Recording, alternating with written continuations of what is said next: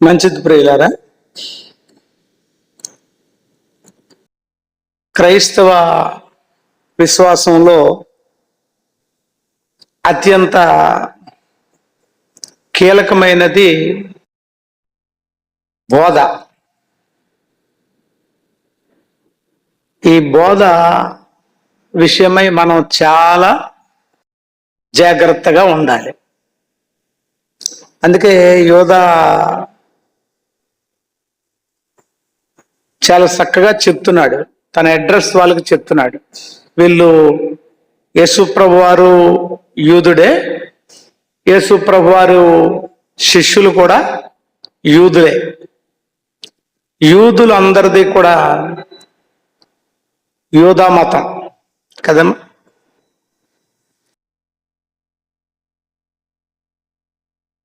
మరి మనం యోధా మతానికి సంబంధించిన వాళ్ళేనా? పాత నిబంధన, కొత్త నిబంధన రెండు భాగాలుగా ఉంటుంది దైవ గ్రంథం. పాత నిబంధన యోధా మత మూలాలను గూర్చి మనకి తెలియజేస్తుంది. అందులో మనం దేవుని గురించి, దేవుని యొక్క స్వభావ లక్షణాల గురించి అన్ని చూస్తాం. మెస్సియా ప్రవచనాల గురించి అంతా చూస్తాం. క్రొత్త నిబంధనలోకి వచ్చిన తర్వాత యెహోవా అనే పేరు ఉండదు. కొత్త నిబంధన మత్తయి సువార్త నుంచి ప్రకటన గ్రంథం వరకు 27 పుస్తకాలు. ఈ 27 పుస్తకాల్లో కూడా ఒక్కసారి కూడా యెహోవా అనే మాట ఉండదు. ఎందుకు ఉండదు అని అంటే, పాత నిబంధన నెరవేర్పే క్రొత్త నిబంధన. క్రొత్త నిబంధన పునాదులన్నీ కూడా ఎక్కడున్నాయి? పాత నిబంధనలో ఉన్నాయి. అందుకని ఈ క్రొత్త నిబంధన మనం ధ్యానిస్తున్నప్పుడు ఈ క్రొత్త నిబంధన బోధ విశ్వాసికి లంగరు లాంటిది అన్నాడు ఒక బైబిల్ పండితుడు. లంగరు తెలుసా మీకు? వాడ అటు ఇటు వెళ్ళిపోకుండా అది స్థిరంగా ఉండాలంటే లంగరేస్తారు. కనుక విశ్వాసి కూడా ఎటు పడితే అటు, ఏ బోధకు పడితే ఆ బోధకి త్రిప్పబడకుండా ఉండాలంటే, కొట్టుకొని పోకుండా ఉండాలంటే బోధ, సత్యవాక్య సంబంధమైన బోధ చాలా ప్రాముఖ్యం. అందుకనే యోధా తన అడ్రస్ చెప్తున్నాడు. చూడండి ఏమంటాడు, నేను యూదుణ్ణి అనండు, యేసుక్రీస్తు దాసుడను అంటాడు.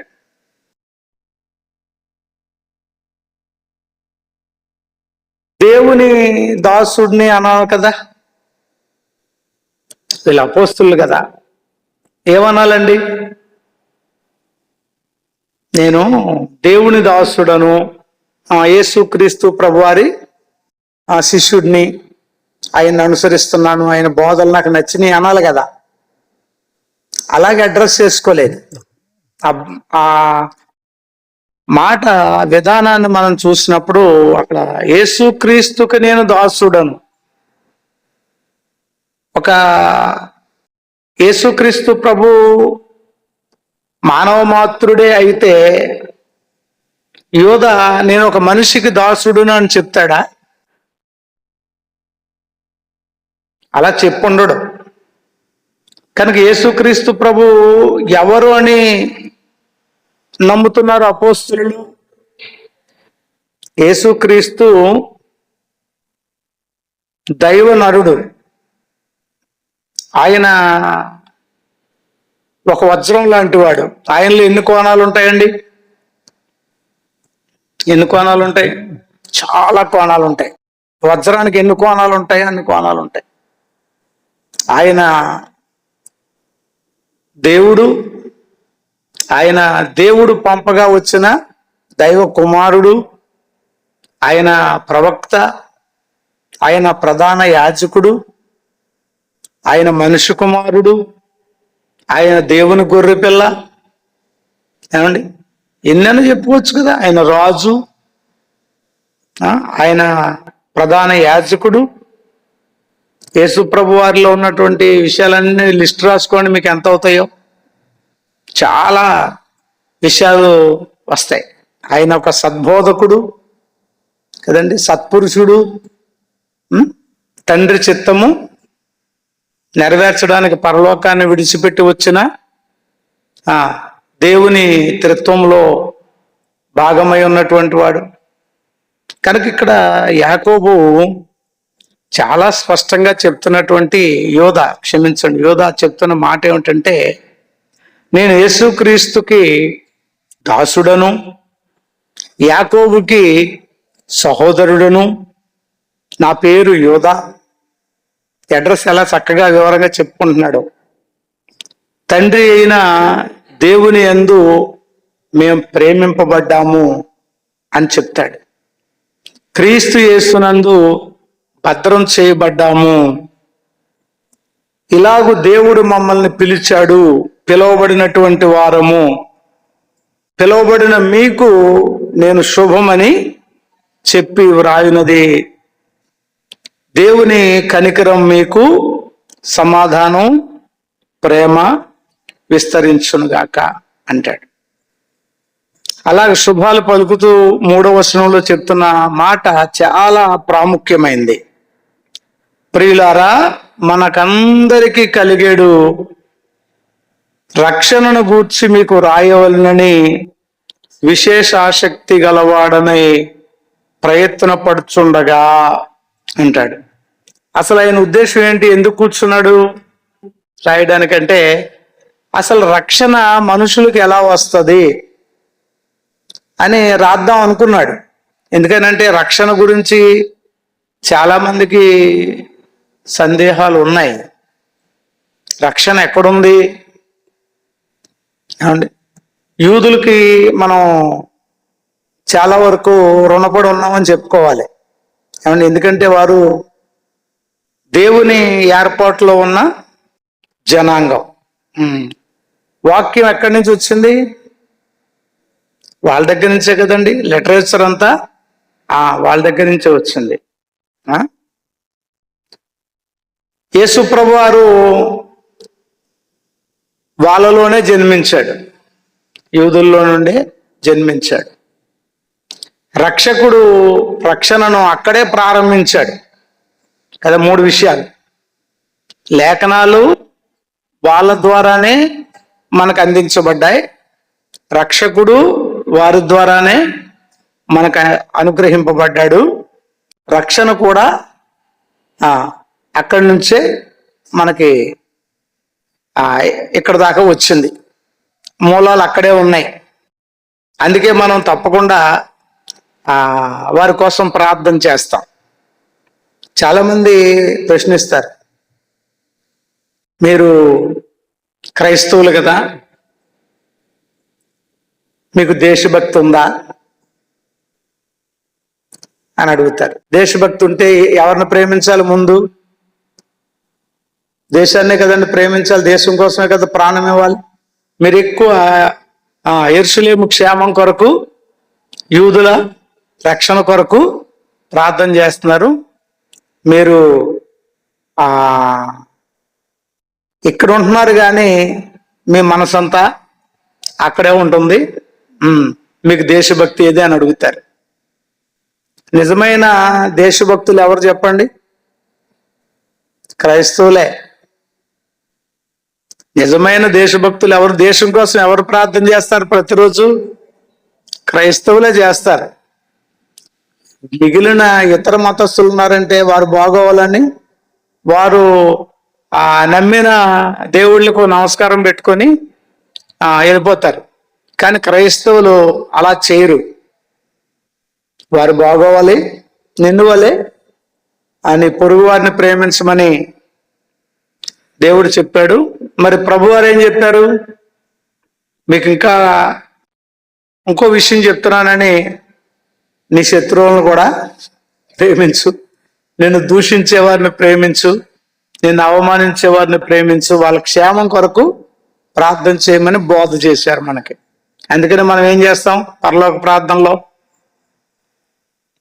ప్రార్థన చేస్తాం కదండి. దాంట్లో ఏముంది? మేము ప్రభువా నువ్వు చెప్పిన వాక్య ప్రకారంగా ఇతరులని క్షమిస్తున్నాం, ఆ విధంగా మీరు కూడా మమ్మల్ని జ్ఞాపకం చేసుకోండి, మా పొరపాట్లను కూడా క్షమించండి అని అడుగుతాం. చెప్పి అది నేర్పించారు దేవుడు మనకి, ప్రభు నేర్పించాడు.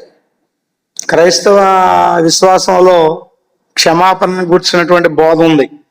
క్షమిస్తాం మనం, ఏమండి? కనుక ఇక్కడ ఆయన చెప్తున్నటువంటి మాట ఏమిటంటే, పరిశుద్ధులకు ఒక్కసారే అప్పగింపబడిన బోధ నిమిత్తము మీరు పోరాడవలనని మిమ్మల్ని వేడుకొంచున్నాను. ఎందుకు రాస్తున్నాడండి ఈ పత్రిక? పరిశుద్ధులకు దేవుడు అప్పగించిన బోధ ఉంది. పరిశుద్ధులు ఎవరు అమ్మా? దేవుడే పరిశుద్ధుడు. మరి పరిశుద్ధులకు అప్పగింపబడిన బోధ అని ఉంది కదా, పరిశుద్ధులు ఎవరు?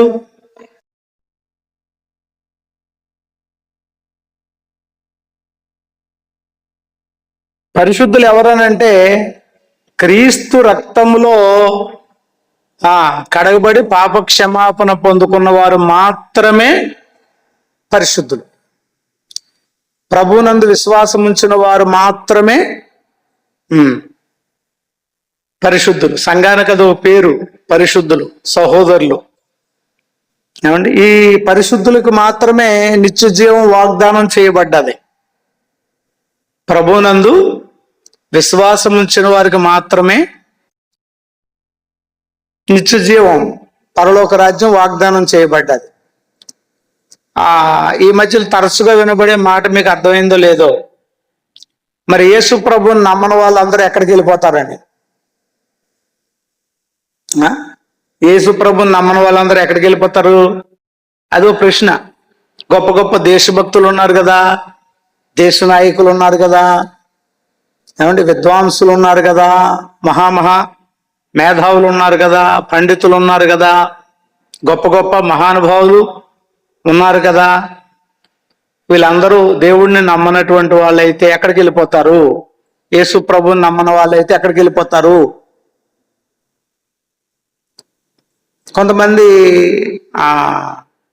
క్రైస్తవుల్ని కించపరచాలని మాటలు అడుగుతుంటారు. దేవుని వాక్యం బోధించే వాళ్ళని అలా అడుగుతుంటారు. వీళ్ళేం చెప్తారు? యేసు ప్రభు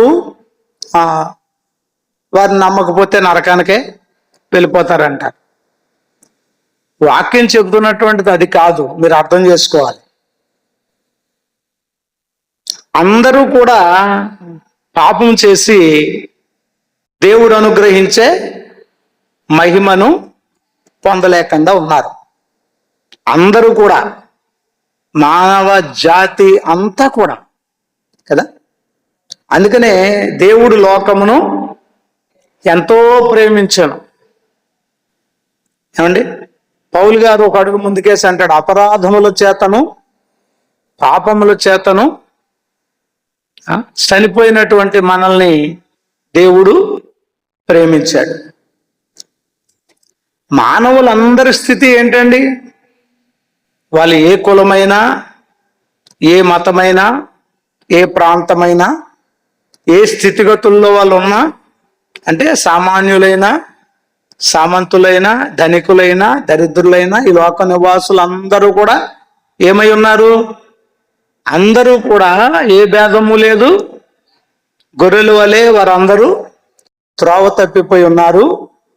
వారందరూ నిత్య నరకానికి పోవచ్చున్నారు. అందరూ కూడా నిత్య నరకానికి పోవచ్చున్నారు. అలాంటి స్థితిలో ఉన్న మానవ జాతిని దేవుడు ప్రేమించాడు.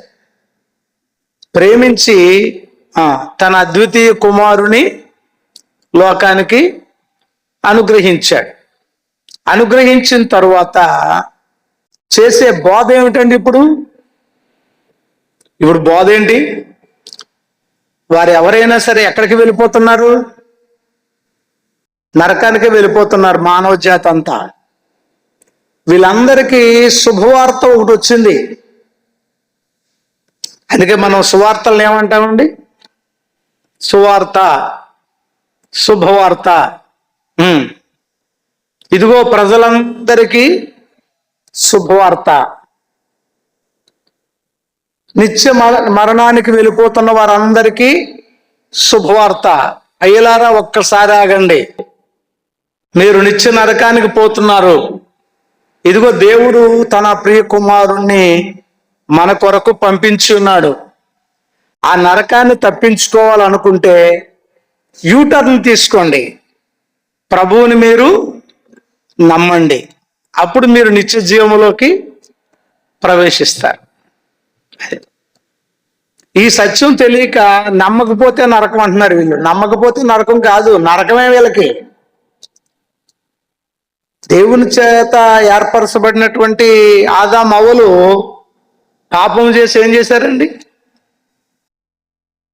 దేవుని ఆజ్ఞను అతిక్రమించారు, పాపం చేశారు. పాపం చేసి మరణాన్ని తెచ్చుకున్నారు. ఆ మరణం నరులందరికీ సంప్రాప్తమైపోయింది. కనుక మానవ జాతి అంతా కూడా ఎటు వెళ్ళిపోతుంది? నిత్య నరకానికి వెళ్ళిపోతుంది. యేసు ప్రభువుని నమ్మకపోతే నరకం కాదు, నరకంలోకి వెళ్ళిపోతున్న వారిని దేవుడు ప్రేమించి నిత్య జీవ కారకుడైన యేసుక్రీస్తు ప్రభువుని అనుగ్రహించాడు. ఎలయనగా మనకు కుమారుడు అనుగ్రహింపబడును. ఇదిగో కుమారుని ముద్దు పెట్టుకోండి, దేవుడిచ్చాడు. కుమారుని ముద్దు పెట్టుకోండి, లేకపోతే దేవునికి కోపం వస్తుంది. ఇదిగో మీకోసం నేను ఇంత సిద్ధపరిస్తే మీరు నరకానికి ఎందుకు వెళ్ళిపోతున్నారు?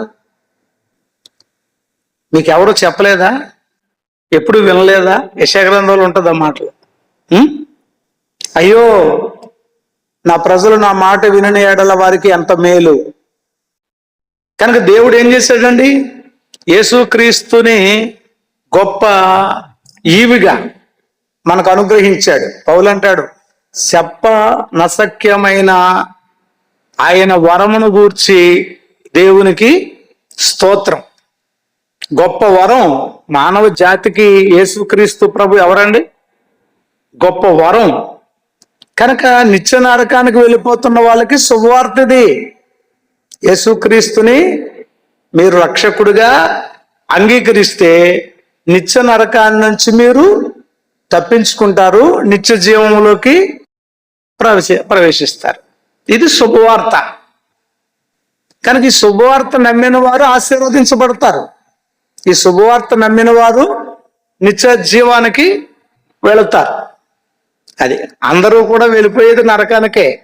కానీ ప్రభువుని నమ్మి ఆ నరకాన్ని తప్పించుకున్నటువంటి భాగ్యం దేవుని పిల్లలుగా మనకి దక్కింది. అందుకొరకు దేవునికి స్తోత్రం. ప్రభు బలలో మనం పాలు పొందేటప్పుడు ఏం చేస్తాం? మనం ఆ రొట్టెను, ఆ ద్రాక్షారసాన్ని తీసుకునేటప్పుడు ఆయన శరీరాన్ని, ఆయన రక్తాన్ని జ్ఞాపకం చేసుకుని దేవునికి కృతజ్ఞతాస్తుతులు చెల్లిస్తాం. ప్రభువా నీవిచ్చిన రక్షణ కొరకై, నిత్య జీవము కొరకై నీకు స్తోత్రం. ఇదిగో నీ శరీరంగా మేము ఉన్నాం కదా. సంఘం అంటే ఏంటండి? ఆయన శరీరం. ఈ శరీరంలోకి వచ్చినటువంటి వారందరూ పరిశుద్ధులు. ఎందుకనంటే ఆయన పరిశుద్ధుడు కదా, చెప్పనుకున్నాను. ఆయన పరిశుద్ధుడు. ఇప్పుడు ఎక్కడికి పిలిచాడు మనల్ని? ఆయన శరీరంలోనికి, ఆయన బాడీలోనికి ఒక పార్ట్గా, అవయవంగా మనల్ని పిలుచుకున్నాడు. ఈయన పరిశుద్ధుడు కాబట్టి ఈయనలోకి చేరిన మనం అందరము కూడా పరిశుద్ధులం. ఈ పరిశుద్ధులకు దేవుడు ఏం చేశాడు? ప్రకటించమని ఒక బోధను అప్పగించాడు. అదే ఇక్కడ యూదా చెబుతున్నారు. పరిశుద్ధులకు ఒక్కసారి అప్పగింపబడిన బోధ నిమిత్తం మీరు పోరాడండి అని అంటున్నాడు. యేసుక్రీస్తు ప్రభు ఎవరు? దేవుడు ఎవరు కదా. ఇవన్నీ ఒక ప్రసంగంలో చెప్పుకోగలమా? చెప్పుకోలేము. ఏమండి? యేసుక్రీస్తు ప్రభు ఎవరు? దేవుడా మానవుడా? ఆ? దేవుడా మానవుడా? ప్రశ్నలు ఉంటాయి. ఆయన దేవుడే అన్నాం అనుకోండి, దేవుడికి జనన మరణాలు ఉంటాయా? ఇస్లాం సోదరులు ఉంటారు, ఏమండి? యోధా మతస్థులు కూడా అదే చెప్తారు, యెహోవా సాక్షులు. వీళ్ళ బాధలు ఎప్పుడన్నా విన్నారా మీరు? మోసపోతారు, జాగ్రత్త. దేవుడికి జనన మరణాలు ఉండవు కదా. జనన మరణాలు లేనటువంటి దేవుడు మనల్ని ప్రేమించి ఏం చేశాడండి? మన కోసం జన్మించాడు, మన కోసం మరణించాడు. అది క్రైస్తవ విశ్వాస బోధ. దేవుడు వచ్చాడు. దేవుడిని మానవుడు ఎవరైనా చూడగలరా? సూర్యుడినే చూడలేము, లోకానికి వెలిగించే సూర్యుడినే చూడలేము. మరి కోటాను కోట్ల సూర్యకాంతులతో నిండిపోయిన సమీపింపరాని తేజస్సు కలిగిన ఆ దేవుణ్ణి ఈ మానవ నేత్రాలతో మనం చూడగలమా? చూడలేం. కానీ ఆయనను మనకి కనుపరుచుకోవడానికే, మనకి బయలుపరుచుకోవడానికే దేవుడు ఏం చేశాడండి? క్రీస్తు ప్రభువుగా ఈ లోకానికి వచ్చాడు. వస్తాను అని చెప్పాడు. ఎప్పుడు? ఆదికాండంలోంచే ఉంటది. ఆదికాండంలో 3వ అధ్యాయంలోనే అక్కడ ఏముంది? స్త్రీ సంతానము అని ఉంటది ఆ ప్రవచనం.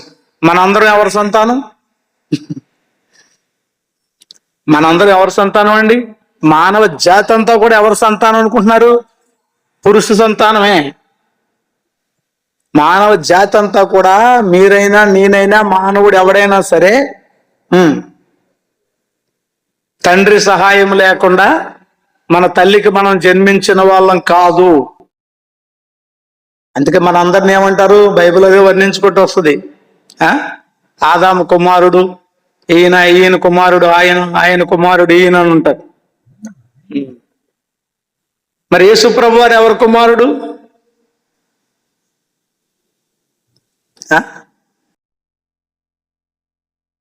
యేసు ప్రభు వారికి మానవ తండ్రి ఎవరైనా ఉన్నారా? ఏమండి?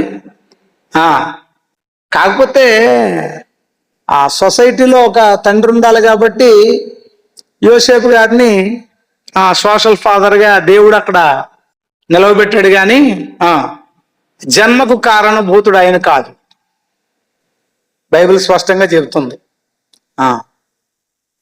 క్రైస్తవ విశ్వాసంలో చాలా పెద్ద విషయం, నమ్మాలి. దేవుడు మానవుడిగా వచ్చాడా? జననం మరణం లేని దేవుడు జన్మించాడా? అవును, జన్మించాడు. మన పాపానికి మనం ప్రాయశ్చిత్తం చేసుకోలేం గనక మన పాపాన్ని ప్రాయశ్చిత్తం చేయడానికి ఆయన మరణించాడు. కానీ ఆయన దేవుడు గనక మళ్ళీ పునరుద్ధానుడయ్యాడు. పునరుద్ధానుడు అంటే ఏంటండి? చచ్చిపోయి మళ్ళీ బతకడమా? కాదు. చనిపోవడం, చనిపోయి మరలా బ్రతకడం, బ్రతికిన వాడు ఇక ఎన్నడూ చనిపోకుండా ఉండడం. అది పునరుద్ధానం అంటే. మళ్ళీ యేసుప్రభు వారు మళ్ళీ వచ్చి కొంతమంది పాపుల కోసం మళ్ళీ చచ్చిపోతారా? ఇంకా ఒక్కసారే జరిగింది అది. ఒక్కసారి. మళ్ళీ ఆయన రెండవసారి తీర్పు తీర్చడానికి మాత్రమే వస్తున్నాడు. అది క్రైస్తవ బోధ. ఆయన ఎవరు? ఏమండి? దేవుడా, దేవుని కుమారుడా? కన్ఫ్యూజన్ ఉంటది కదా. ఆయన దేవుడు, దేవుని కుమారుడు. దేవుని కుమారుడు అని ఎందుకన్నారు? దేవుడు గనకే అన్నారు. యూదులు అక్కడ అర్థం చేసుకున్నారు ఆ మాటని. ఏంటి ఇతను దేవునితో తనను సమానంగా చేసుకుంటున్నాడు, నేను దేవుని కుమారుడు అని చెప్పుకుంటున్నాడు ఏంటి? ఇతను దేవుడా? ఎందుకని? కాకి పిల్లేమో కాకి, లేడి పిల్ల లేడి, కుక్క పిల్ల కుక్క, మనిషికి పుట్టినోడు మనిషి, అంతే కదండి. మరి నేను దేవుని కుమారుడు అంటే ఎవరు? మరి దేవుడు కుమారుడు దేవుడే కదా. మరి నేను దేవుడిని ఎక్కడ చెప్పాడు ప్రభు బైబిల్లో అంటారు కొంతమంది. మరి దేవుని కుమారుడు అంటే ఏంటి నీకేం తెలుసా? ఒక మనిషి ఎప్పుడైనా నేనే మార్గమును, నేనే సత్యమును, నేనే జీవమును అని చెప్పగలడా? ఒక మనిషి అయితే ఒక మనిషి ఆ మాట చెప్పగలడండి? దేవుడు మాత్రమే చెప్పగలిగిన మాట అది. లాజరు సమాధి దగ్గరికి వచ్చి చచ్చిపోయి 3 రోజులు గతించిపోయింది, 4వ రోజున వచ్చారు ప్రభువారు. వచ్చి ఏమంటున్నారు? మృతుడైనటువంటి లాజరుతో మాట్లాడుతున్నారు. మృతులు మన మాట వింటారా? మనుషుల మాట వింటారా? మృతులు మనుషుల మాట వింటారా? మీరు ఎక్కడన్నా ఒక వ్యక్తి చనిపోయినప్పుడు వెళ్ళారా? వెళ్ళిన సందర్భంలో ఆ వ్యక్తిని పోగొట్టుకున్న కుటుంబం రోధిస్తూ ఉంటది. ఆ తండ్రి అనుకోండి, నాన్నగారు మాట్లాడండి, ఒకసారి మాట్లాడండి, లేకండి అని ఏడుతుంటారు వాళ్ళు ప్రేమను బట్టి. వింటాడా ఆయన? లెగుస్తాడా? మృతులు మనుషుల మాటలు వినగలరా? వినలేరు. యేసు ప్రభు మాట లాజరు ఎలా విన్నాడు? అది సంగతి. దాంట్లో ఇంకా మర్మం ఏముందంటే తేటగా అర్థమైపోతుంది కదా. ఆయన దేవుడు గనకనే విన్నాడు. తుఫాన్లు ఎప్పుడన్నా మనుషుల మాట వింటాయా? ఇప్పుడు వర్షాలు రావట్లేదు, రైతులందరూ చాలా బాధపడుతున్నారు. మహానుభావులు లోకంలో ఎంతో మంది ఉన్నారు కదా. క్రైస్తవ విశ్వాసంలో పెద్ద పెద్ద పాస్టర్లు ఉన్నారు.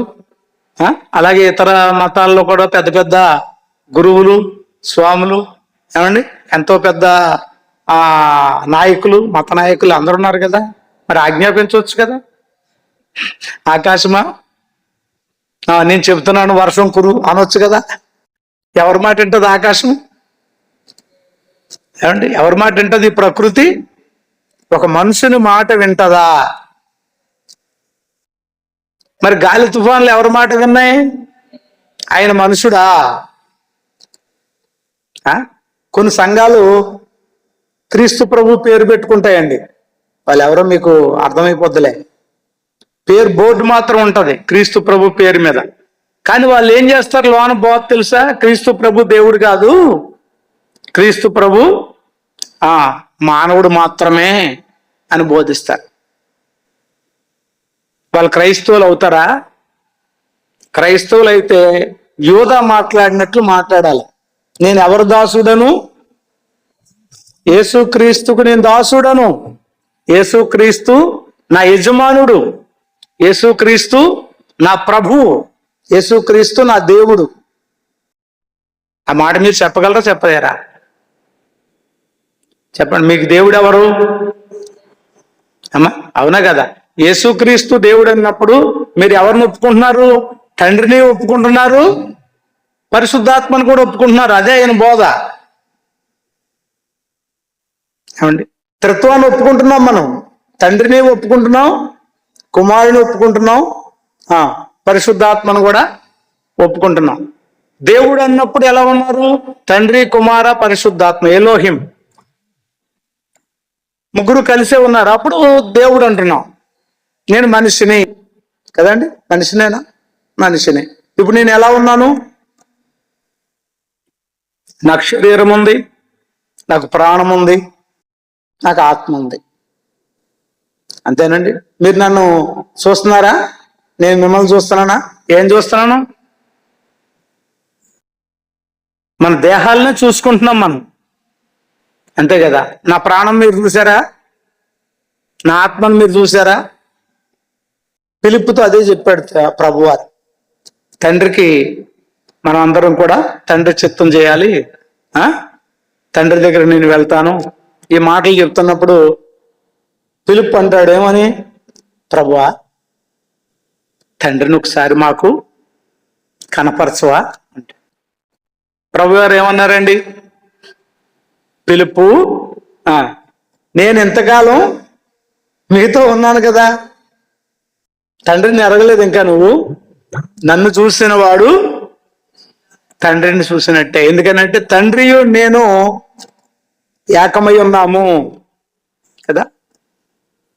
మనం నమ్మేటువంటి దేవుడు అద్వితీయ సత్యదేవుడు. ఆయన వంటి వాడు ఇంకెవరు ఉండరండి. మీకు అర్థమైందా? ఆయన వంటి వారు ఇంకెవరు ఉండరు. ఆయన ఎలా ఉన్నాడు? ఆయన ఎలా ఉన్నాడండి? ఈ బోధ నిమిత్తం మనం చాలా జాగ్రత్తగా నేర్చుకోవాలి. ఆయన ఎలా ఉన్నాడమ్మా? తండ్రిగాను, కుమారునిగాను, పరిశుద్ధాత్మగాను కలిసి ఉన్న త్రియేక దేవుడు. అప్పుడు దేవుడు అంటున్నాం మనం. కానీ ఆయన ముగ్గురు మూర్తులుగా తనను తాను మనకి బయలుపరుచుకున్నాడు. ఒకరిని ఒకరు ఎక్కడ విభేదించరు బైబిల్లో. తండ్రిని కుమారుడు విభేదించడు, కుమారుణ్ణి పరిశుద్ధాత్ముడు విభేదించడు, పరిశుద్ధాత్ముడిని తండ్రి విభేదించడు కదా. అందరూ కూడా ఎలా ఉంటారండి?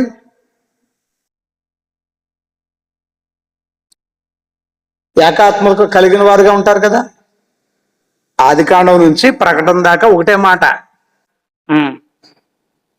పాత నిబంధన సత్యం, కొత్త నిబంధన సర్వసత్యం.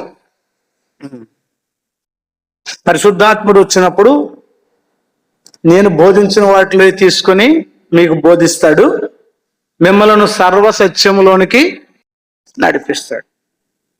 సర్వసత్యమే త్రియేక దేవుని తత్వం. మీకు అర్థమైందండి? సర్వసత్యమే త్రియేక దేవుని తత్వం. అందుకనే యోహాను పత్రికలో రాస్తూ ఏమంటాడంటే, తండ్రిని కుమారుని అంగీకరింపని వాడు క్రైస్తవుడు కాదు. ఏమండి? యెహోవాయే దేవుడు, యేసు ప్రభువు దేవుడు కాదు అని ఎవడన్నా చెబుతుంటే వాడు క్రైస్తవుడు కాదు. యెహోవా సాక్షుల గుంపు క్రైస్తవులు కాదు. వాళ్ళకి బైబిల్కి ఏం సంబంధం లేదు. మీకు అర్థమైందండి? బాప్టిస్టులు మొదటి నుంచి కూడా ఈ బోధ వల్లనే చాలా మందికి శత్రువులుగా కనబడతారు. యేసు ప్రభు వారు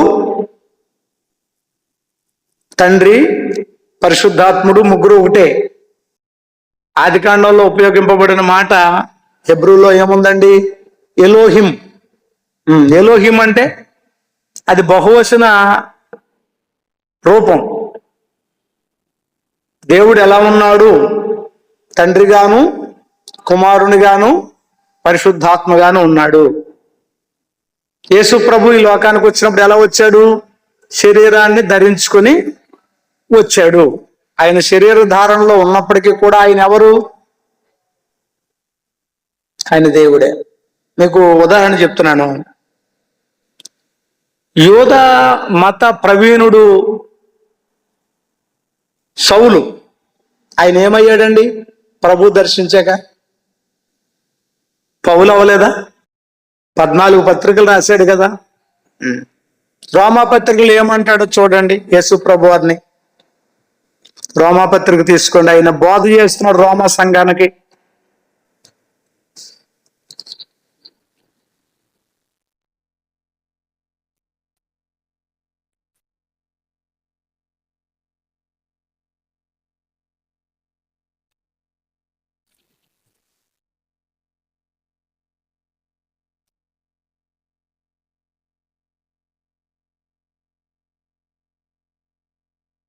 తొమ్మిదవ అధ్యాయము 5వ వచనం.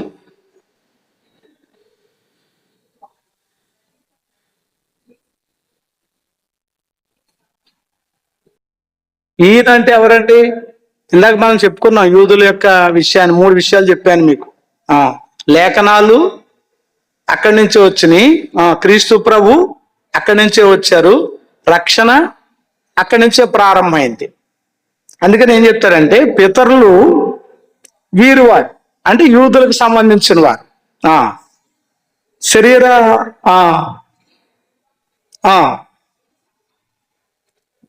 క్రీస్తు సర్వాధికారి అయిన దేవుడై ఉండి నిరంతరము స్తోత్రార్హుడై ఉన్నాడు.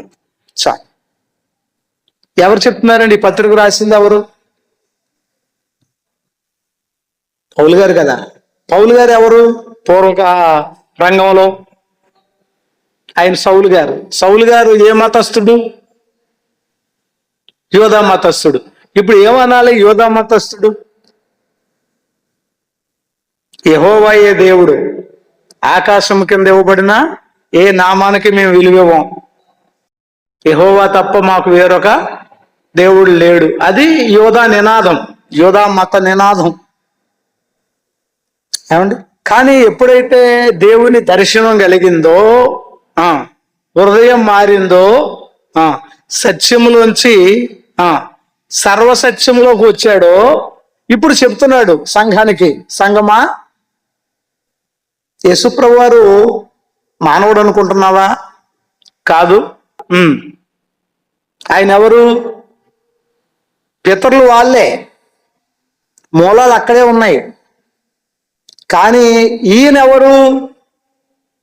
మనకి రక్షణ ఇవ్వడానికి శిలువ మీద మరణించినటువంటి యేసుక్రీస్తు ప్రభు ఉన్నారు కదా. ఆయన ఎవరు? ఆయన సర్వాధికారి అయిన దేవుడై ఉన్నాడు. ఆయన నిరంతరము స్తోత్రార్హుడై ఉన్నాడు. ఆమేన్. యేసుక్రీస్తు యొక్క దైవత్వాన్ని చాలా రూఢిగా నొక్కి చెబుతున్నాడు. కొలసీ పత్రికలో కూడా చెప్తాడు చూడండి. పత్రికలన్నీ కూడా క్రీస్తు దైవత్వాన్ని మనకి చక్కగా చెప్తున్నాయి.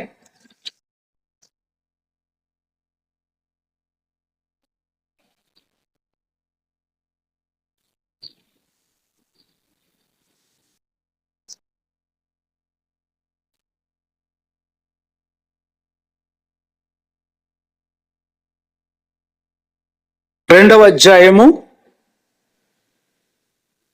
9వ వచనం చదవండి.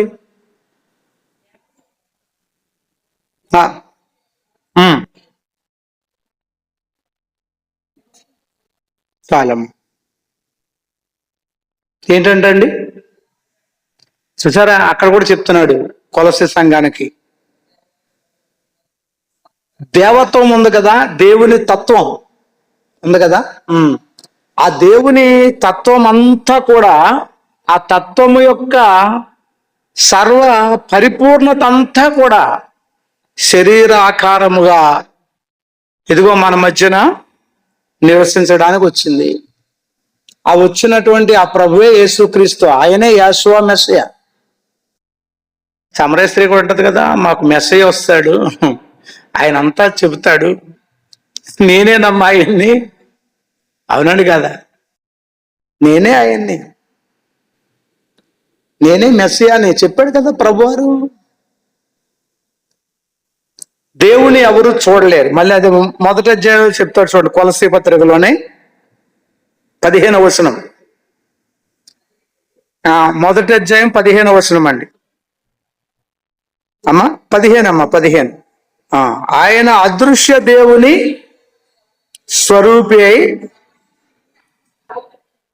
చాలండి, మీకు అర్థమైందండి. దేవుడు అదృశ్యుడు, దేవుడిని ఎవరు చూడలేదు. ఆ అదృశ్య దేవుని ప్రతిబింబం, ఆ స్వరూపం ఎవరు? యేసు ప్రభువారు. దేవునికి స్తోత్రం కలుగునగాక. ఆ దేవుడు 2000 సంవత్సరాల క్రితం మానవ జాతిని ప్రేమించి ఈ లోకంలో మానవుడిగా జన్మించాడు. మానవ జాతి విమోచన కొరకు మరణించాడు. అది 14వ వచనంలో ఉంటది కదమ్మా. 14. ఆ కుమారుని యందు మనకు విమోచనము అనగా పాప క్షమాపణ కలుగుతుంది. ఎందుకనండి? రక్తము చిందించకుండా పాప క్షమాపణ కలగదు కదా. అందుకని ఆయన వచ్చి ఏం చేశాడు? మానవుల కొరకు రక్తము చిందించి పాప క్షమాపణను మనకి ప్రసాదించాడు. ఎవరైనా నేను క్రీస్తు ప్రభుని నమ్మట్లేదు, నేను దేవుడిగా, నేను మనిషిగా నమ్ముతానంటే, ఒక మనుష్యుని రక్తం వలన నీకే ప్రయోజనం లేదు. ఒక మనుషుని రక్తమే అయితే యేసు ప్రభు రక్తం ప్రయోజనం ఉంటుందా? ఒక మనుషుని రక్తం వల్ల ఒక మనుషుడికి ఏమైనా ప్రయోజనం ఉందా? ఆయన పాపుల్లో చేరక ప్రత్యేకముగా ఉన్నవాడు, ఆయన మనిషి కాదు. లూకా రాస్తాడు, పౌలు గారితో సహచర్యం చేసిన లూకా రాస్తాడు అపోస్తుల కార్యాలు. ఏమంటాడు తెలుసండి అక్కడ? దేవుడు తన స్వరక్తం ఇచ్చి సంపాదించింది సంఘం. సంఘం అంటే ఏంటనుకుంటున్నారు? పరిశుద్ధులు అంటే ఎవరు అనుకుంటున్నారు? దేవుడు తన స్వరక్తం ఇచ్చి సంపాదించుకున్నాడు మనల్ని. మనం మన సొత్తు కాదు. కనుక యేసుక్రీస్తు ప్రభువారి విషయంలో ఈ బోధల గురించి చాలా మీరు జాగ్రత్తగా ఉండాలి కదండి. ఆయన మానవుడా దేవుడా? ఆయన 100% మానవుడు, 100% దేవుడు.